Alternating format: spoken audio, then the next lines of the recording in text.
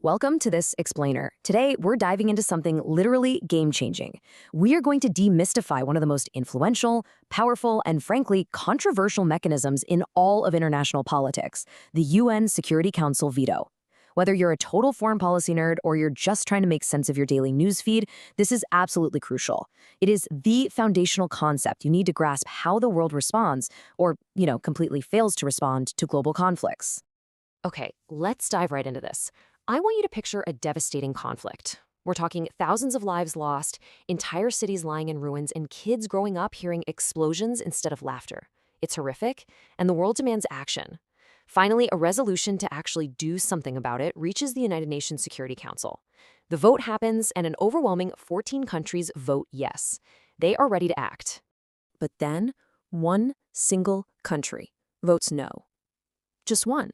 And because of that single no vote, the entire global resolution completely collapses. The action is blocked, the ceasefire isn't ordered, the life-saving aid is stopped right in its tracks.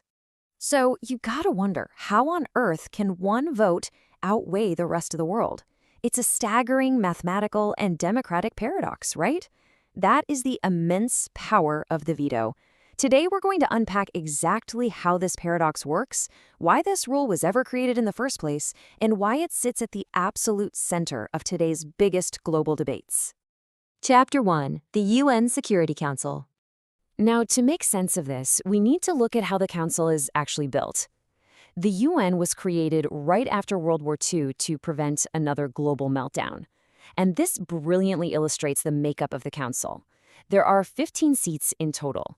10 of those slices represent elected members. They rotate in and out for 2-year terms to make sure different parts of the world get a voice.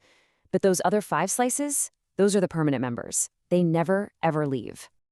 We call them the Permanent 5, or simply the P5. We're talking about the United States, the United Kingdom, France, Russia, and China. These 5 specific nations possess a totally unique authority that absolutely no other country on Earth has. And that unique authority is the veto power. It acts as the ultimate trump card. It allows any permanent member to completely block a major Security Council resolution, even if literally every single other member supports it. So 14 yes votes, 1 P5 no vote, and poof, the proposal is dead on arrival. As you might guess, this sparks a massive debate. There are 2 main arguments here. On one side, supporters argue that the veto is absolutely crucial because it prevents direct, catastrophic confrontation among the world's biggest military powers. It stops the UN from forcing a superpower into a corner. But on the flip side, critics argue that the veto simply allows politics to trump justice. It basically enables powerful nations to protect their own interests while completely ignoring global consensus. Chapter 2. The 1945 Compromise. So why did the world's most powerful nations demand this rule back in 1945? Well, the victors of World War II basically agreed to join the UN only if they got to keep the special authority. The reasoning was entirely pragmatic. As our source notes, if the major powers were forced into decisions against their interests, they might ignore the UN altogether. It would make the whole organization useless. It was the price of admission to keep the big players inside the international system. But, what made perfect sense in 1945 is getting a lot of pushback in the 21st century. Chapter 3. Palestine, a case study. Let's zoom in from that big picture history to the micro-reality on the ground today. Honestly, few issues illustrate the real-world impact of the veto more clearly than the Israeli-Palestinian conflict. Over the decades, the Security Council has looked at tons of resolutions concerning ceasefires, settlements, and humanitarian access, but so many of these have been blocked.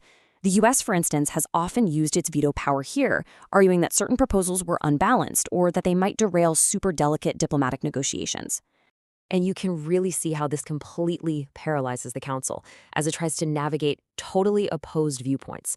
Supporters of Palestine point out that repeated vetoes have blocked the UN from stepping in, despite massive mounting humanitarian crises. Conversely, supporters of Israel argue that the vetoes are totally necessary to protect Israel from unfair or one-sided resolutions, keeping the door open for direct negotiations. The end result? A council that consistently struggles to act decisively on one of the world's longest-running conflicts. Chapter 4. The Humanitarian Consequences. So the crucial point is, we need to move past the abstract political arguments and look at the real-world fallout. When the council is deadlocked, civilians are the ones who get hit first and hardest.